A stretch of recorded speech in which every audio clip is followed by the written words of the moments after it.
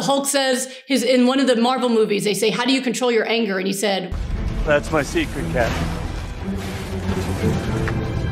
I'm always angry. Well, my secret to being happy is that I'm always grateful. And I always tell myself I'm lucky.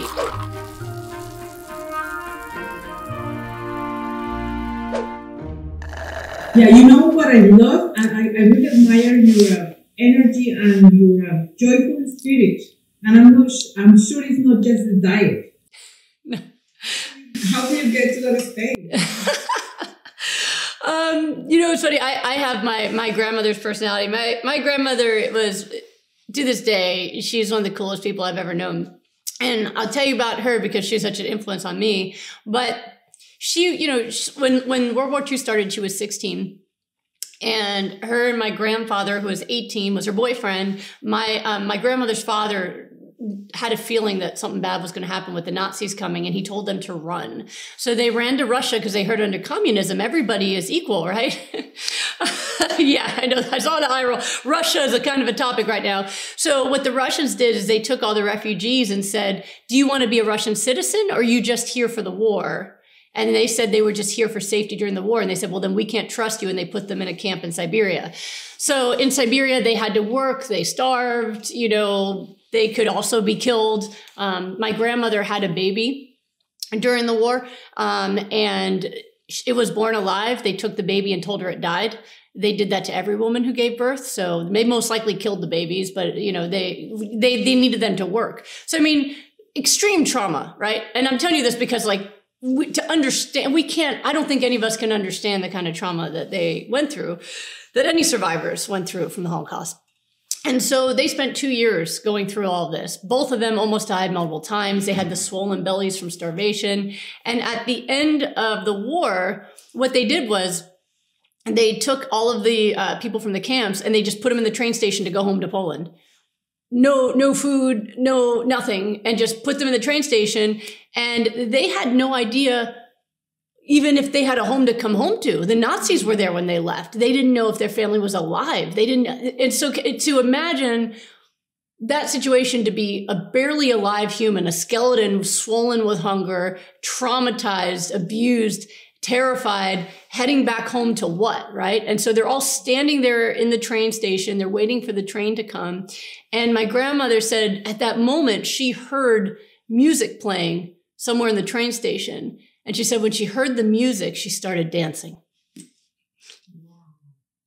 And I remember being a little girl. I still get goosebumps. I remember being a little girl, and my grandma told me that story. And I said, but Grandma, how did you dance? And she said, because Brooksy, when you hear music, you dance, and so she said, she hadn't heard music in 2 years. And in that moment, when she heard the music, she wasn't in the war camp anymore, in the past with her trauma.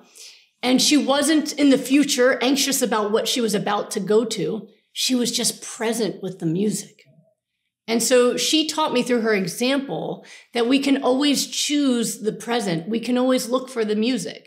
We don't have to be in the past thinking about the things that hurt us before. And we don't have to be in the future worrying about what might happen next. Most of the time we're wrong, right?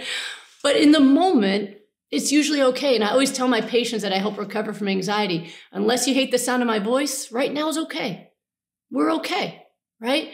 So when you open an umbrella on a cloudy day, on a sunny day, you don't even get to enjoy the sun. That's anxiety. Carrying an umbrella around in case it rains, but you're blocking out the sun. You're the one doing it. Enjoy the sun when it's sunny. If it's raining, take an umbrella. Or if you're like me, just walk in the rain and enjoy it. But we have choices about that. So I was raised with trauma resilience in that way. And I used it. It's not to say that there were moments that were hard. When I was having chemotherapy, that was really uncomfortable, okay? And I remember there were times where there was one night that was really bad where, when I had the chemo, I often couldn't even eat for a week because I just throw up so much that I just stopped eating because it just was so hard. And they gave me a medicine for the nausea, but I had a side effect to the medicine where I couldn't close my eyes. My eyes were stuck open. So I'm laying in bed, I'm nauseous and sick, I can't close my eyes, and I thought I was going to lose my mind. I was just feeling so bad.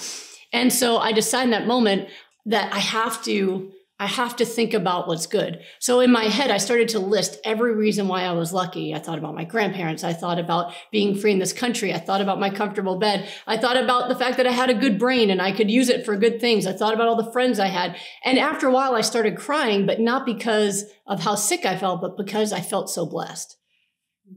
So that's my superpower.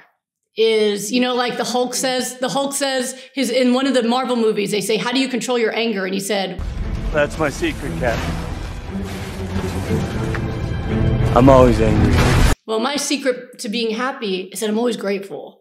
And I always tell myself I'm lucky. And that's what my grandmother did. If you talk to her, she was so pleasant, very bubbly and talkative. I told you I'm a lot like my grandmother. But she used to always say I'm a lucky girl. Even in her 90s, I'm a lucky girl. Who says that who's a Holocaust survivor? But she never thought about the war. She thought about, all the things in her life that made her happy. That's what she focused on. Your mood is created by you, and that gives you the power that you can change your habits and learn that happiness.